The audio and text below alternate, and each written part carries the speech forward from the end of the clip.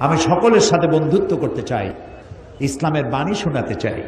দেখছেন ভারতের বুকে ডক্টর জাকির নায়েক কি সুন্দর করে বলে, কথার মধ্যে কোনো উত্তাপ নাই, গাল নাই, গর্জন নাই, তর্জন নাই, কোনো গ্ল্যামার ছাড়া, কোনো বিজ্ঞাপন ছাড়া একটা টেলিভিশন চলে একটা ব্যক্তি দিয়া, যার দর্শক সংখ্যা কোটি কোটি, এবং তার শ্রোতারা মূর্খ না, যারা শোনে হাইলি এডুকেটেড পারসন, হাজার হাজার বসে বসে তার কথা শোনে। সুবহানাল্লাহ।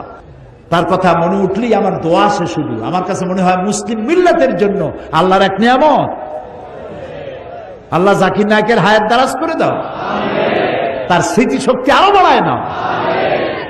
একবার শুনলাম এক মহিলা প্রশ্ন করছে ডক্টর জাকির নায়েককে যে, আচ্ছা আপনি তো বললেন হিন্দু মুসলমান খ্রিস্টান বৌদ্ধ সব ভাই ভাই, তো সব যদি আমরা ভাই ভাই হই, আমি তো হিন্দু, ওই মহিলা বলছে আমি তো হিন্দু, তা আপনার মক্কা মদিনায় আমরা যাইতে পারি না কেন? এটা কঠিন প্রশ্ন। আমি চিন্তা করলাম কি জবাব দেয়।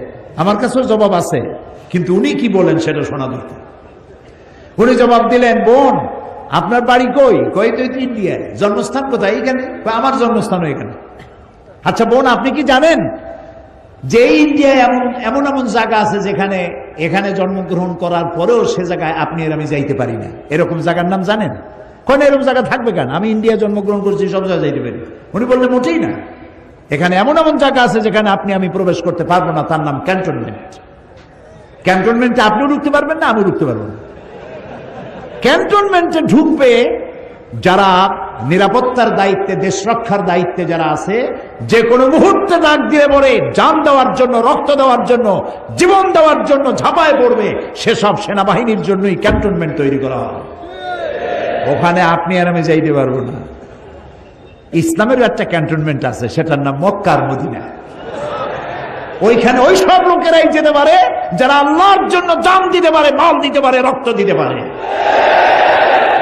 প্রিয় বোন, আপনিও যেতে পারবেন। আপনার পাসপোর্টে একটা ভিসা লাগান, ভিসার নাম লা ইলাহা ইল্লাল্লাহু মুহাম্মাদুর রাসূলুল্লাহ। কালকে আপনি মক্কা মদিনা চলে যান। কি সুন্দর জবাব! আমার খালি দোয়াই আসলো যে আল্লাহ তাআলা কি ব্রেন তুমি তাকে দিয়েছো। সুবহানাল্লাহ। তো মানুষকে আপনি বুঝাবেন। আমি একবার লন্ডনে এক বাড়িতে দেখলাম সিলেটি ভাষায় ইনজিল শরীফ। আমি তো অবাক হয়ে গেলাম যে আল্লাহ জিবরাইল দিয়ে সিলেটে আবার ইনজিল বানাই। তো দেখি যে সিলেটি আঞ্চলিক ভাষা ইনজিল এতটুকু, ওর মধ্যে লিখছে ঈসা আলাইহিস সালাম আসলা, টাইম টাইম একখানা গাছের তলায় বসে আসলো, এরকম ভাষা দিয়ে লেখা। তা আমি তার বললাম, এটা কি আপনি কিনছেন? কয় না, একজন খ্রিস্টান আমার প্রতিবেশী দিয়ে গেছে। তা আপনি এখানে কত বছর আছেন? কথা প্রায় 30 বছরের মতো। আমি বললাম, ভাই 30 বছর আপনি এখানে আছেন, আপনার ঘরে ইনজিল, সিলেটি ভাষায় ইনজিল আপনার ঘরে রেখে গেল, আপনি কি ইংরেজিতে অনুবাদ করা একজন কোরআন শরীফ আপনার খ্রিস্টান প্রতিবেশীকে দিচ্ছেন? কয় না, তা তো দেয়নি। আপনি তা দেন নাই, আর স্লোগান দেন ইসলামের দুশ্মনেরা হুঁশিয়ার সাবধান। এই স্লোগান কোনো কাজের স্লোগান নয়, বাজে স্লোগান। সমস্ত মানুষের বাড়িতে বাড়িতে যান, দুয়ারে দুয়ারে যান, কোরআনের দাওয়াত নিয়ে যান।